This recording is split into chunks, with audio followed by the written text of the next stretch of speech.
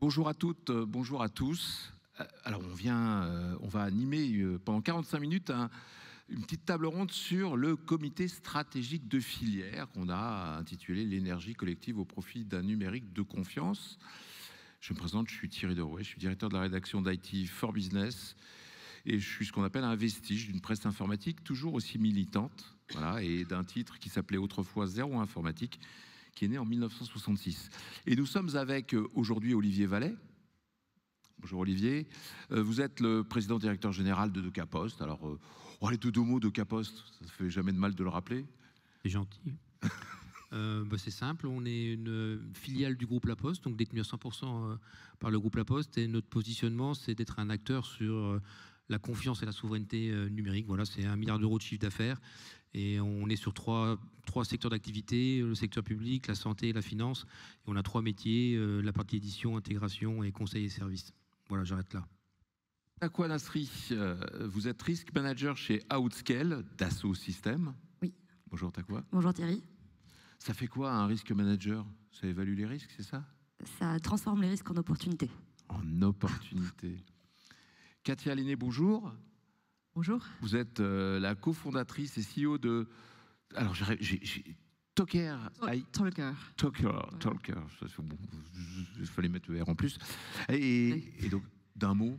Alors, Talker, on est pionnier et pure player du domaine des agents conversationnels depuis 10 ans. Donc, qu'est-ce qu'on fait? On fait des agents IA. Maintenant, on en parle beaucoup plus qu'à l'époque. Mais on fabrique des assistants IA pour les entreprises, quel que soit le métier, la verticale. Et on permet justement aux entreprises d'interagir mieux avec leurs différents publics, clients, etc. Alors nous sommes ici au CNIT. Alors j'aime bien toujours rappeler un petit peu les lieux où on est, parce qu'ici c'est le premier monument désormais historique de la Défense. C'était une coque de béton posée sur une butte de terre, on ne dirait pas comme ça, inaugurée en 1958 par le général de Gaulle, et c'est pas gratuit si je cite le général, et bâti pour accueillir les grands salons technologiques de l'époque. Alors 8 mois après son ouverture est né le CICOB. Inutile de rappeler que c'était l'ancien salon des industries et du commerce de bureau. Voilà, on est passé du bureau au calculateur électronique. On a découvert au fil des années. Aujourd'hui, même parvis haute prouesse, je vous invite à aller visiter ce qu'il y a en dessous de nos pieds, qui s'est achevé il y a quelques mois. La station La Défense-Éole, prolongement ouest du RER E. Bon, qui ne marche pas toujours, mais bon, ça, c'est un problème de système d'exploitation, donc encore du numérique, qui croisera demain la ligne 15 du Grand Paris Express. Alors, vous allez vous demander, mais où est-ce qu'il veut aller ici? Eh bien, c'est que ce Grand Paris, c'est pas qu'un tube à 40 mètres de profondeur. En son cœur, on peut y trouver 71 micro-data centers qui s'y construisent, des kilomètres de fibres noires, un mini-cloud urbain à destination des collectivités locales, territoriales de la région, mais aussi des entreprises qui sont disposées tout autour de ces nouvelles stations. Et ça prouve que même l'infrastructure des transports est devenue une infrastructure numérique. C'est pas chez Docapost qu'on va me dire le contraire. Et c'est très précisément ce qu'on va évoquer maintenant, comment construire une souveraineté numérique à la française. Non pas contre les autres, mais pour renforcer notre compétitivité, nos valeurs, notre capacité à peser. Alors il nous reste à rapatrier bien des octets, car 80% des dépenses cloud des entreprises françaises traversent encore l'Atlantique. C'est pour inverser cette vapeur qui a été signée, donc le 22 avril dernier, un contrat de filière, logiciels et solutions numériques de confiance. Donc le numérique est devenu officiellement la 20e filière industrielle stratégique. On a donc attendu 2025 pour qu'enfin, c'est intéressant de parler de 58 et jusqu'ici, pour dire, voilà, le numérique est enfin reconnu comme une filière industrielle à part entière. Alors, à la signature, on avait 3 ministres. Philippe Baptiste, ministre de l'Enseignement supérieur et de la Recherche, vous savez que c'est le premier informaticien ministre, c'est assez étonnant. Marc Ferracci, ministre de l'Industrie et de l'Énergie, Clara Chapas, ministre déléguée à l'IA et au numérique. Alors ce projet, il n'est pas nouveau, il a germé il y a déjà quelques années, dès 2022. Dans l'esprit de Bruno Le Maire, qui a défaut de savoir correctement calculer, c'est défendre quelque part un petit peu nos filières industrielles, et ça a été préfiguré par un compétiteur, on va dire, qui est celui c'est l'ancien DG d'OVH Cloud, et compétiteur, acteur, et qui doivent aujourd'hui désormais aller dans le même sens, puisque aujourd'hui il est président de ce fameux comité stratégique de filière dont nous allons vous dévoiler un petit peu ses ambitions avec vous quatre, qui faites partie effectivement de ce CSF. Alors, ce CSF, il y a 10 membres pilotes, vous en êtes 4 des 10. Merci d'être avec nous. Donc, on va commencer par poser une question, parce que, excusez-moi, mais vous avez vu, je suis parti très loin dans l'évocation.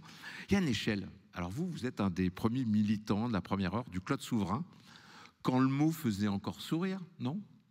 Et provocation inaugurée, le général de Gaulle qualifiait un jour l'ONU de machin. Alors, CSF, est-ce que c'est pas un machin de plus ?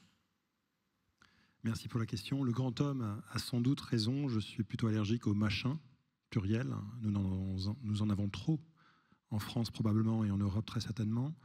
Mais en l'occurrence, il s'agit bien du 20e comité stratégique de filière. C'est-à-dire que la question qui devrait nous surprendre, c'est plutôt pourquoi si tard et quelles sont les autres filières ? Eh bien, on les connaît tous. Ce sont l'industrie énergétique, le transport, le tourisme. Eh bien, enfin, nous avons le numérique. Il aura fallu attendre tout ce temps et c'est peut-être un cheminement aussi qui participe à cette prise de conscience qu'il faut le faire. Et on peut même retracer cette évolution au sein même du gouvernement. Donc, il y a eu évidemment Macron 1, Macron 2, Bruno Le Maire 1, Bruno Le Maire 2.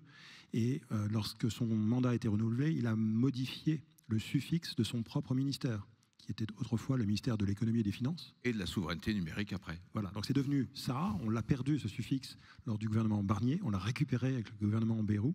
En tout cas, on sent que le gouvernement prend conscience et agit en fonction de ce qui nous arrive, c'est-à-dire cette prise de conscience que nous n'avons pas de souveraineté numérique et industrielle parce que trop de dépendance. Donc ce CSF, d'ailleurs j'étais dans le premier rendez-vous entre ces quelques acteurs avec Michel Paulin en 2021, je pense 22, et à l'époque j'étais directeur général de Scaleway, donc un autre opérateur cloud régional avec OVH, Outscale et quelques autres, mais les 3 grands en Europe, en tout cas en France déjà, mais aussi en Europe sont ceux-là. Et nous nous étions réunis pour commencer à préfigurer cette entité. Il aura fallu attendre 3 ans parce que les gouvernements se sont suivis sans se ressembler finalement. Il a fallu attendre la stabilité et que Madame la ministre Clara Chapaz aille jusqu'au bout du processus. Donc le 22 avril dernier, nous avons enfin ce comité stratégique que nous représentons. Et nous représentons beaucoup d'énergie vive à travers le territoire. Il y a beaucoup de start-up, il y a beaucoup d'entreprises dites des éditeurs logiciels, des PME, aussi représentant de l'open source. Donc il y a tout un tissu industriel qui cherche évidemment à être en interface avec les décisions du gouvernement par rapport à ces budgets qui sont fléchés, l'achat public. Donc on va pouvoir étayer un peu tout ça. Voilà, on va évoquer justement un peu les groupes de travail sur lesquels vous êtes amenés à travailler collectivement. Donc on le voit bien, la souveraineté numérique, ça a été évoqué ce matin, c'est enfin pris au sérieux, c'est une réalité. En plus, le réveil a été douloureux, en tout cas dès ce début d'année, c'est pas la peine de revenir dessus.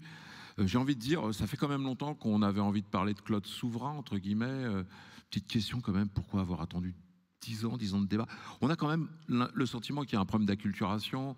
On a échangé l'autre jour, vous avez dit un truc prodigieux, quand on leur parle d'open data, non pas d'open data, d'open source, tout d'un coup ça devient un mot ésotérique. Vous vous rendez compte ? Ésotérique. Donc il faut vraiment faire effectivement très attention aux termes employés pour qu'ils soient appropriables par tous. Alors, on parlera donc avec eux de commun logiciel, c'est ça ? Voilà, donc comme quoi il faut un langage commun pour arriver à se mettre d'accord et à s'aligner. Alors, on va commencer avec Takwa. Takwa, vous êtes sur... alors, vous faites partie du groupe de travail avec une liste de priorités. Et alors, ce groupe de travail s'appelle Offre et interopérabilité, vaste programme. Claude Souverain, IA quantique, interopérabilité. Donc cette offre, alors ce groupe de travail, vous l'opérez avec Simon Marsol de Soprasteria. C'est important de dire à quel point l'ensemble des acteurs du numérique sont avec vous. Et donc vous essayez de travailler à la structuration d'offres qui permettent en tout cas de ne plus laisser les briques critiques de nos souverainetés entre d'autres mains.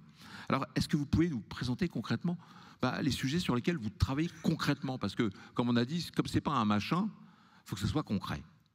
Oui, très bien. Alors, ce groupe de travail, donc on parle également du groupe de travail numéro 1, Solutions. Il a pour ambition de poursuivre le développement des offres et de permettre de déployer les infrastructures qui sont nécessaires aux innovations à venir dans le numérique de confiance. Et donc on a fixé des axes très concrets, à savoir le développement des offres Cloud Data IA qui sont intégrées souveraines, le développement des modèles LLM et IA compétitifs et souverains, le développement des offres collaboratives en construisant un bouquet collaboratif de solutions intégrées et de confiance. Et enfin, un point, et non des moindres, c'est celui de l'interconnexion des solutions des acteurs du numérique de confiance, que ce soit les solutions d'infrastructures, de logiciels, les solutions métiers, par exemple, que l'on peut retrouver. Alors, il y a quand même une question qui peut être un peu, celle qui chagrine, et puis qui a quand même été à demi-mot évoquée ce matin.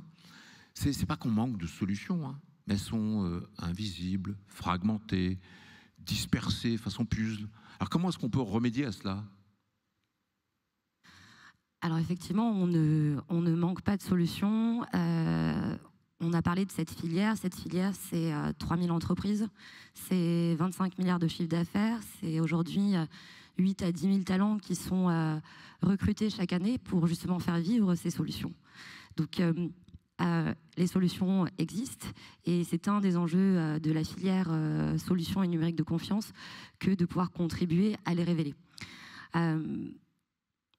Aujourd'hui, on a engagé un certain nombre d'actions, alors que ce soit au sein du groupe de travail numéro 1 Solutions, mais également en travaillant avec l'ensemble des coprésidents pour pouvoir flécher davantage les différentes solutions. Et on a un sujet qui est commun avec le groupe de travail Commande.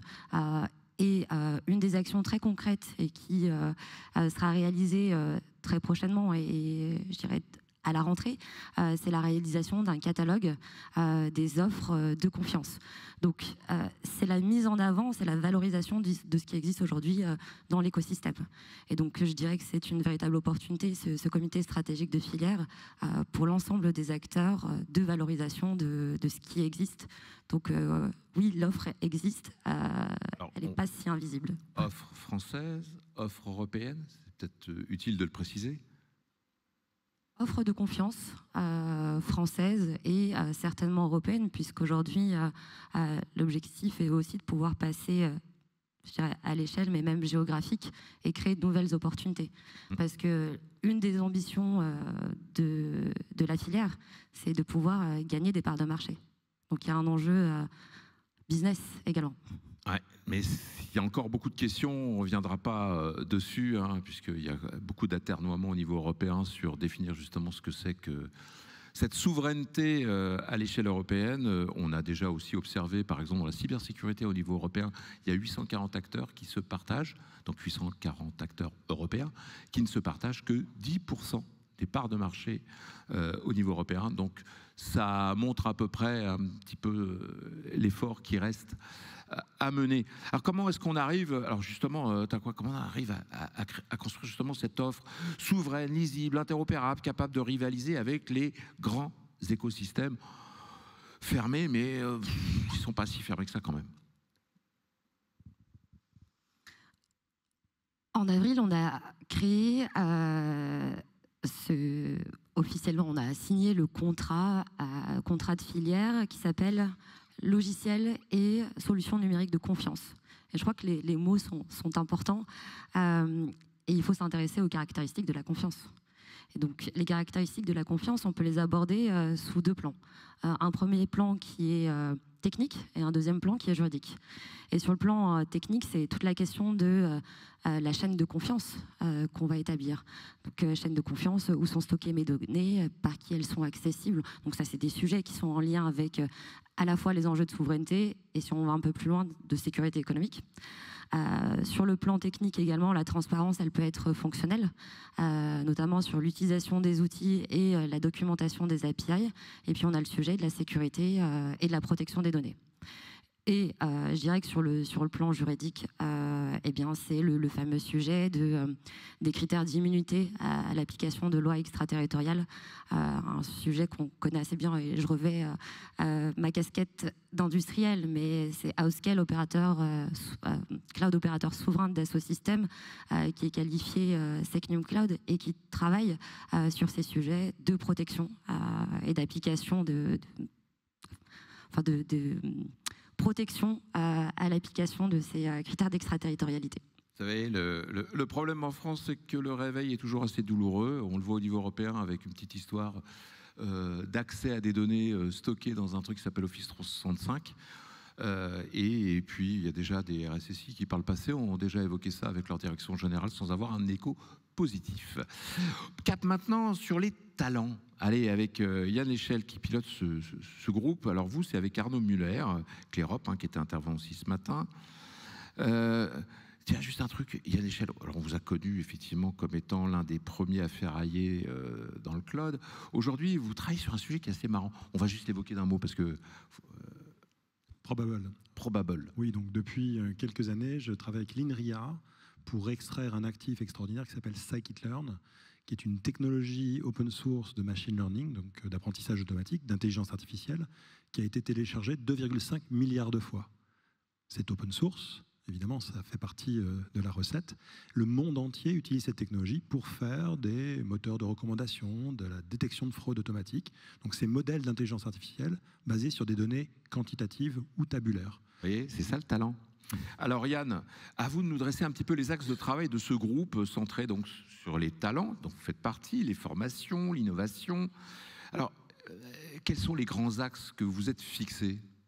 Alors, il s'agit du groupe de travail numéro 2 et chaque groupe de travail se complète parce qu'il y a des effets qui sont... Vous n'êtes pas en silo, hein. Et on n'est absolument pas en silo. Donc l'open source fait partie de nos sujets aussi. Mais les deux grands piliers du groupe de travail numéro 2 sont innovation et formation.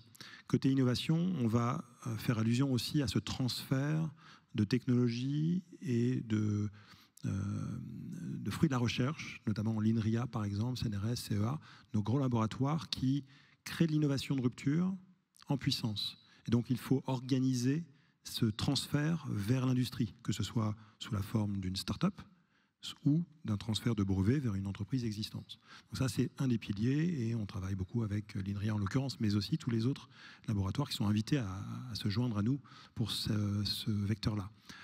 Dans ce sujet finalement de l'innovation, il y a le sujet de la relation publique-privée. Comment est-ce qu'on travaille justement avec l'État? Donc tous les groupes de travail, évidemment, sont l'interface avec le gouvernement, pour le gouvernement, qui représente nos intérêts collectifs. Mais nous allons nous pencher sur les sujets France 2030, qui sont des sujets très structurants pour l'économie française, des plans quinquennaux. France 2030, c'est 54 milliards d'investissements, dont plusieurs milliards sur l'IA, entre autres, etc., etc. Donc on va organiser la conversation pour s'assurer que le fléchage soit pertinent et corresponde à ce qui nous manque pour que, dans le cadre des solutions qui sont représentées par le groupe 1, nous ayons une représentativité et une pertinence par rapport à ce qui manque pour assurer notre souveraineté et défendre nos valeurs. Donc ça, c'est la partie innovation. On a aussi la partie formation talent. Et dedans, nous y mettons la partie très en amont qui concerne la formation. Donc quels sont les fondamentaux dont nous avons besoin pour que la génération d'après puisse être pertinente par rapport à nos sujets. De manière toute évidente, les mathématiques. Donc il faut absolument que l'on réengage avec nos ministères de l'Éducation pour que le sujet soit traité. Il y a un sujet aussi évidemment du code. Est-ce que finalement il faut apprendre à coder plus jeune ou est-ce qu'il faut d'abord s'occuper des fondamentaux qui sont universels et permettent de s'adapter au code de demain qui sera lui largement piloté par l'IA. Donc peut-être qu'il n'est pas nécessaire d'apprendre à coder. En revanche, il est nécessaire de maîtriser le fondamental. Donc je n'ai pas la conclusion ici, mais en tout cas, ça fait partie de nos travaux qui vont être l'interface entre le devenir de notre industrie et le talent de demain. Au sein de cela, il y a aussi la féminisation de la pratique. Comment est-ce qu'on embarque les jeunes femmes dans cette industrie, sachant qu'elles sont sous-représentées? Elles sont évidemment tout autant capables que les hommes. En revanche, au niveau de la formation, école d'ingénieurs, sous-représentées. Donc aujourd'hui, on a un déficit et une difficulté d'arriver à une parité sur des solutions qui touchent la société tout entière. Donc on a besoin d'être bilingue de ce point de vue-là.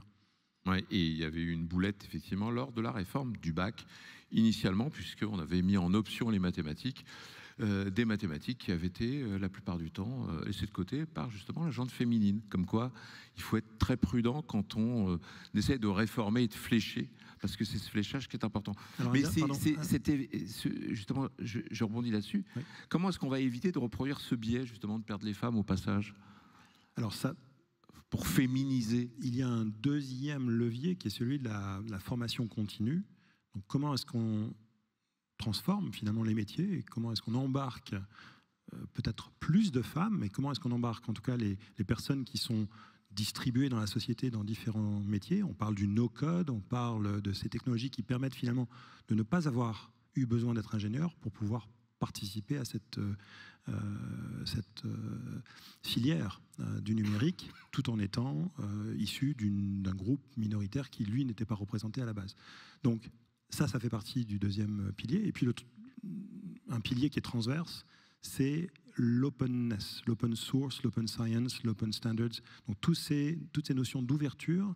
Retour à l'ésotérisme. Résoudre l'équation difficile et contre-intuitive, qui consiste à dire que le numérique, c'est aussi beaucoup de connaissances, et il faut maîtriser cette connaissance pour pouvoir contribuer. Et donc, il faut déconstruire un petit peu et revenir aux fondamentaux, encore une fois.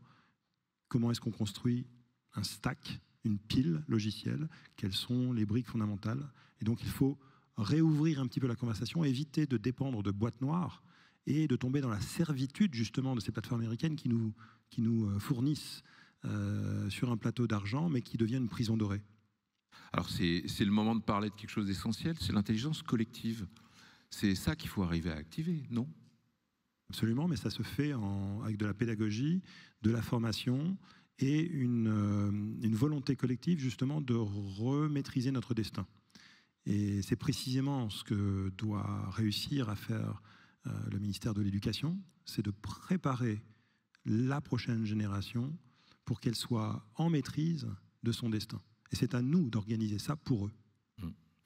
Et d'arriver à former les formateurs, vaste sujet.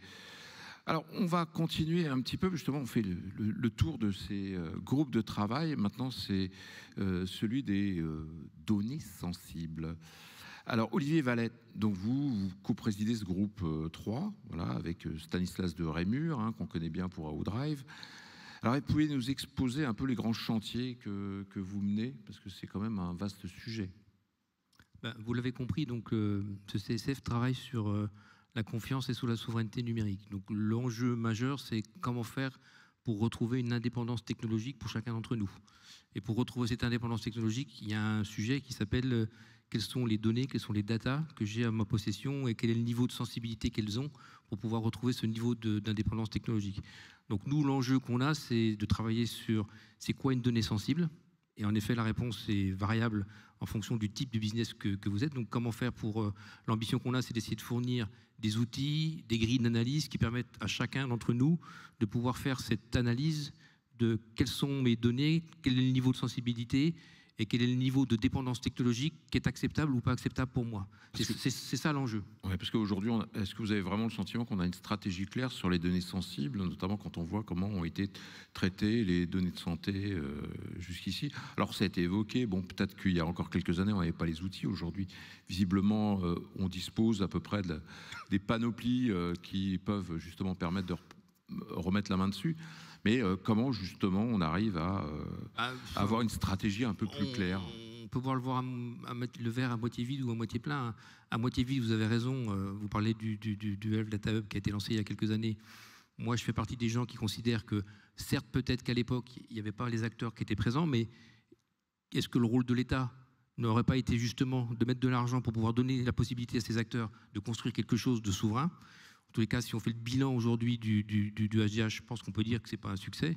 Donc voilà, donc chacun en tirera les conclusions qu'il le souhaite. Et si on voit le verre à moitié plein, moi je suis ravi aujourd'hui qu'enfin on puisse se préoccuper du sujet de souveraineté. Et j'en profite pour le dire, parce que souvent la souveraineté, parfois on est taxé de dire vous voulez faire du protectionnisme. Pour moi, ce n'est pas du protectionnisme, c'est tout l'inverse. C'est comment faire pour pouvoir s'ouvrir vers le monde extérieur, comment faire pour pouvoir avoir une liberté, et comment faire pour que chacun d'entre nous puisse avoir le choix de choisir des solutions en toute confiance et en toute conscience. Et donc c'est ça l'enjeu dont on parle. Donc aujourd'hui, il y a une prise de conscience. Merci M. Trump qui en effet nous aide beaucoup en ce moment. Mais moi, ce que je souhaite pour répondre à votre question, c'est que l'État comprenne que l'enjeu de souveraineté, c'est une stratégie. Ce n'est pas quelque chose de court terme, ce n'est pas de la communication. Et donc, ma seule petite inquiétude, que je me permets de partager avec vous, puisqu'on n'est pas très nombreux, qui restera dans cette salle, c'est que l'État ne considère pas que c'est un sujet d'actualité parce qu'il y a cette actualité. C'est un sujet stratégique sur le moyen et long terme, c'est un sujet économique majeur. J'en parlais tout à l'heure avec Yann, vous avez vu dans la presse que la Cour pénale européenne, Microsoft avait décidé de couper accès sous la demande de Trump à la messagerie pour cette Cour pénale. Bon ben voilà, c'est ça le monde dans lequel on est en train de rentrer aujourd'hui. Donc pour revenir au sujet des données sensibles, nous, notre sujet, c'est comment faire pour fournir des outils, comment faire pour que chacun puisse faire cette analyse, travailler sur la régulation aussi, puisqu'elle existe aujourd'hui et je pense qu'elle est assez nombreuse et assez large. Donc il y a le RGPD, il y a le Secnum Cloud, il y a la CNIL. Là encore, qu'on aille au bout de ce qui a été décidé. La France a lancé une stratégie cloud au centre, a mis le Secnum Cloud, eh ben, appliquons-le. Je vais vous donner juste un exemple qui nous tient à cœur, parce qu'on est très présent dans le monde de l'éducation. Aujourd'hui, si vous discutez avec le ministère de l'Éducation, ils vont vous expliquer que les données de l'éducation ne sont pas déclarées comme des données sensibles. Bon, ben voilà, moi je pense que s'il y a un sujet qui devrait être déclaré comme des données sensibles, c'est le sujet de l'éducation. Donc on va essayer d'œuvrer dans ce sens-là et de fournir des outils pragmatiques pour chacun d'entre nous, puisque je pense qu'un des sujets qui anime ce CSF, sous l'impulsion de Michel Paulin, c'est de faire des choses qui soient concrètes et qui soient vraiment, pour reprendre votre expression tout à l'heure, qui servent l'intérêt général et que ce soit vraiment de l'intelligence collective. Et moi, qui suis dans ce métier depuis un petit moment maintenant, je pense pouvoir dire que c'est la première fois où je vois autour du CSF autant d'acteurs qui se sont réunis avec cette idée de faire bouger les choses dans un intérêt collectif. Alors on est de temps en temps un peu paumé parce qu'il y a des réflexsions au niveau européen. Il y a eu la constitution de Gaia-X pour on va dire pour catégoriser les données sectoriellement. Yann, vous avez été un des cofondateurs de ce mouvement. D'un mot, est-ce qu'on va réussir à le faire en France et correctement au niveau européen en même temps? Alors c'était un machin. Mais l'idée allemande était plutôt bonne, c'est-à-dire que comme les Allemands n'avaient pas de fournisseurs de cloud comme nous avons la chance d'en avoir 3 de taille significative en France, mais l'Allemagne, pas vraiment à l'époque. Et donc, ils ont imaginé continuer de travailler avec Microsoft pour protéger les données industrielles. Et donc, Gaia-X, au niveau de ce qu'on appelle les data space, les données industrielles, voulaient être protégées pour se greffer, évidemment, aux fournisseurs cloud sous-jacents. Et finalement, le projet a évolué. Il y a eu ce fantasme de créer un cloud européen, un Airbus du cloud, avec une fédération de cloud. Et évidemment, Microsoft, qui était impliqué dans le projet, a tout fait pour que ça déraille. Donc, je leur tape dessus volontairement. Et je pense qu'ils ont la peau épaisse, donc il n'y a aucun problème. Le problème, c'est que ce projet, finalement, a été inféodé sur la partie cloud parce que ce n'était pas véritablement la copie initiale. Donc, Gaia-X est devenu un machin qui n'a pas fonctionné, qui a fait perdre beaucoup de temps à tout le monde. La partie data space reste intéressante parce que, évidemment, cette notion de réversibilité est toujours intéressante. Donc, on est dans les standards ouverts. Et donc, je souhaite que cette partie de Gaia-X délivre quelque chose, alors que la partie cloud était complètement défaussée depuis le début. Alors, Katia Linné, on va maintenant aborder le sujet sur la commande publique et privée. Alors, c'est un sujet effectivement qui est copiloté alors, en interne avec Valérie Reynière, qui devait être là, mais qui malheureusement a été retenue à la dernière minute, et Stanislas de Rémur. Alors, on va revenir un petit peu sur cette espèce de feuille de route pour essayer de voir comment est-ce qu'on peut transformer les habitudes d'achat et est-ce qu'il ne faut pas, dès à présent, imaginer qu'il va falloir repenser peut-être les procédures. Alors, on est là, on est tous d'accord que le rôle de ce CSF, c'est de faire rayonner nos entreprises françaises et européennes et faire en sorte qu'on fasse tous du business, parce que c'est ça dont il s'agit. Il ne s'agit pas d'obtenir des subventions, et c'est de là où le groupe 4 il est très important, parce qu'on est d'accord qu'il y a une marge, il y a une marge de manœuvre. Là, il faut développer la commande publique et privée sur des solutions de numérique de confiance françaises et européennes. Le constat est clair, pour nous c'est primordial. Il y a vraiment une énorme marge de manœuvre. Donc aujourd'hui, on sent qu'il y a une fenêtre de tir, on l'a déjà dit, et des choses bougent.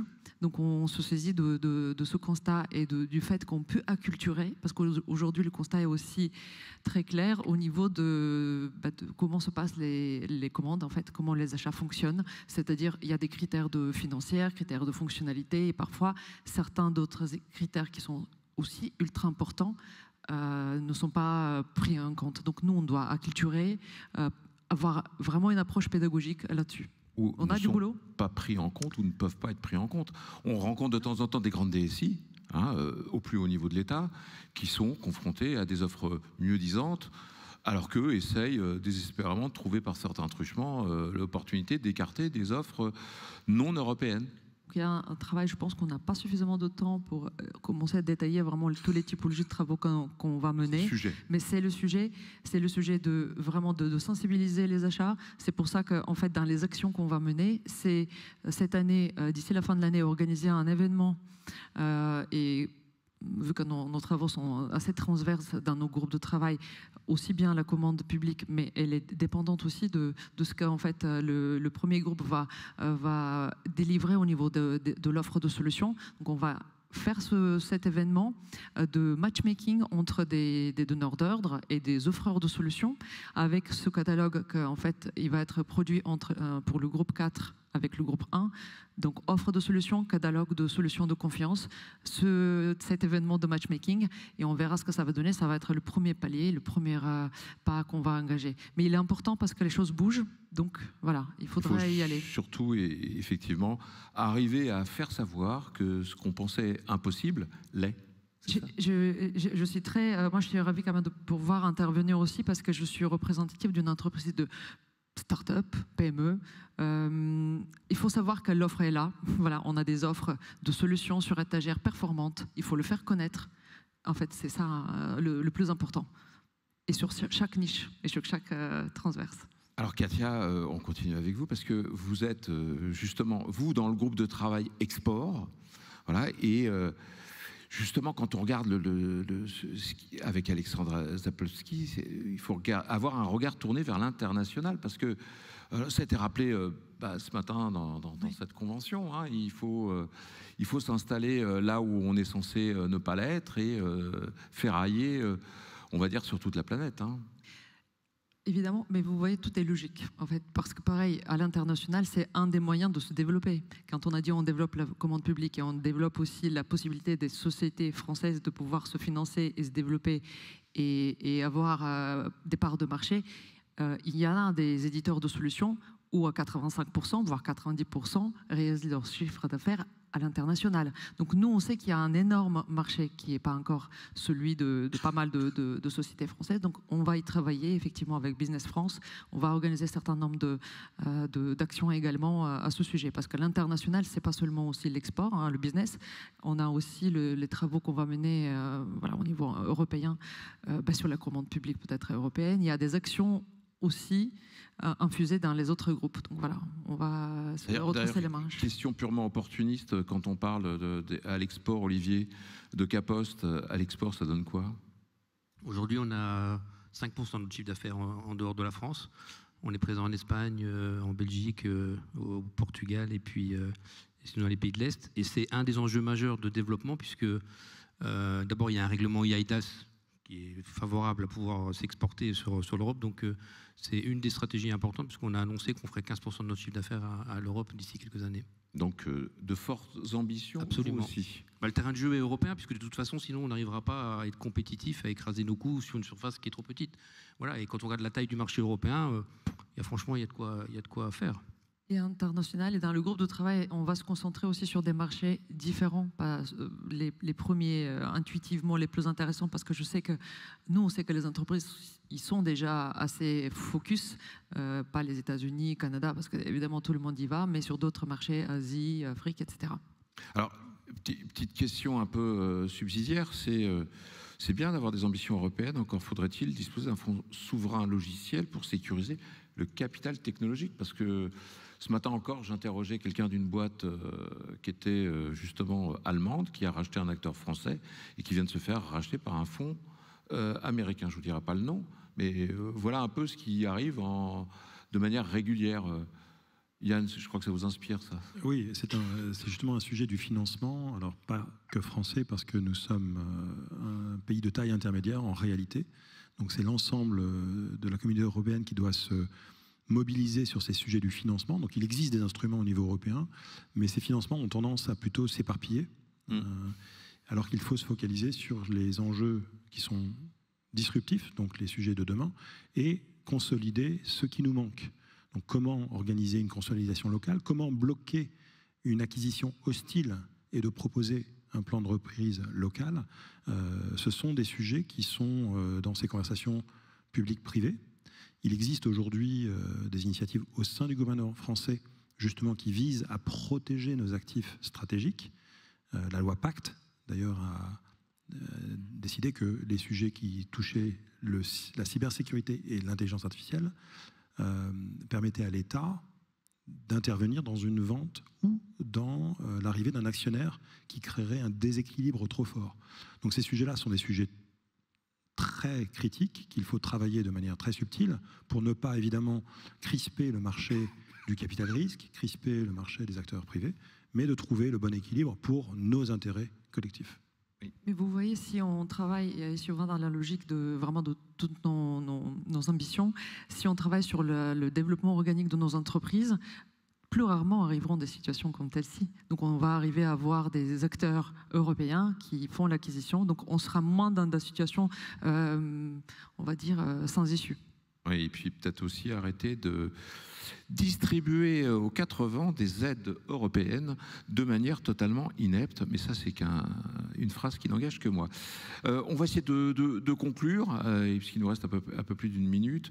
Alors j'ai envie de vous poser une question un peu ouverte. Et quel est, selon vous, le frein numéro 1 qui empêche encore les acteurs français de rejoindre massivement cette dynamique de filière? Parce que c'est un peu ça le sujet. Soyons fiers d'avoir enfin une filière numérique reconnue de manière par l'État comme étant une filière industrielle. Est-ce qu'il y a des freins? Je me lance. Moi, je dirais la confiance. Il faut que ce pays, et l'État en premier, ait confiance dans sa capacité à avoir déjà des solutions qui existent. Et il y en a plein aujourd'hui, Katia l'a dit, il y a des solutions qui existent aujourd'hui qui sont mal connues et il y a une espèce de... Je ne sais pas à quoi c'est lié, je ne sais pas si c'est le côté humble de la France, mais on a toujours l'impression que les autres font mieux que ce qu'on fait en France. C'est archi faux. Il y a plein de solutions qui sont déjà à l'état de l'art, il y a plein d'acteurs qui sont déjà souverains aujourd'hui. Oui, il y a un retard sur un certain nombre de sujets et on peut le combler aujourd'hui. Le cloud est un bon exemple. Donc il faut juste qu'on ait confiance. Et si on revient sur la commande publique, moi j'étais la semaine dernière dans le bureau d'Amélie de Montchalin pour un autre sujet. Elle-même qui a sous sa responsabilité les achats, me dit aujourd'hui quand les achats viennent me voir, ils savent me dire quel était celui qui a proposé le moins bon prix, ou le meilleur prix plutôt. Mais en tous les cas, je suis incapable de dire si c'est un acteur européen ou pas un européen, c'est un critère qu'ils n'ont même pas. Bon, ben ça, il faut que ça change. Il ne faut pas que ça change dans 6 mois ou dans 9 mois, il faut que ça change dès maintenant. Il suffit aujourd'hui qu'on flèche de la commande publique sur un certain nombre de sujets stratégiques où les données sont sensibles pour que les acteurs européens puissent se développer. Si on fait ça, ça va marcher et on est tous au garde à vous, prêts à répondre pour repartir. Je n'ai pas rêvé, j'ai entendu Clara Chapas parler de préférence nationale pour le numérique. Il faut que ça devienne une réalité donc. Oui, il faut que ça devienne une réalité. Et moi, je ne parle même pas de préférence nationale, qu'elle soit au moins européenne. Une préférence européenne serait déjà très très bien. Voilà. Merci à vous pour cet éclairage dense, mais quand même concret. C'est pas un machin, c'est quelque chose de très utile. C'est une reconnaissance, elle est tardive, mais elle est utile. Il y a encore beaucoup de travail. Donc, si on doit retenir quelque chose, c'est que chacun de ces groupes ne travaille pas en vase clos. Ils dessinent ensemble une filière cohérente, une filière qui structure les offres, qui investit dans les talents, qui clarifie le cadre de la donnée sensible, qui réinvente les leviers de la commande publique et privée et qui ose enfin porter à l'export des solutions numériques à la française et européenne. Oui, allez-y. appel à participation et adhésion. Allez Rejoignez-nous. vous demander justement. Allez-y. Et rejoignez-nous. Voilà. On ne va pas faire tout ça seul, en fait. On travaille, c'est collaboratif et on a besoin de tout le monde. Évidemment, on ne le fait pas pour nous-mêmes, on le fait pour tout le monde. Bah, je crois qu'on peut, même si on n'est pas beaucoup dans cette salle, vous applaudir. Merci en tout cas pour ce travail et puis ce moment de partage et d'intelligence collective. Bravo à vous.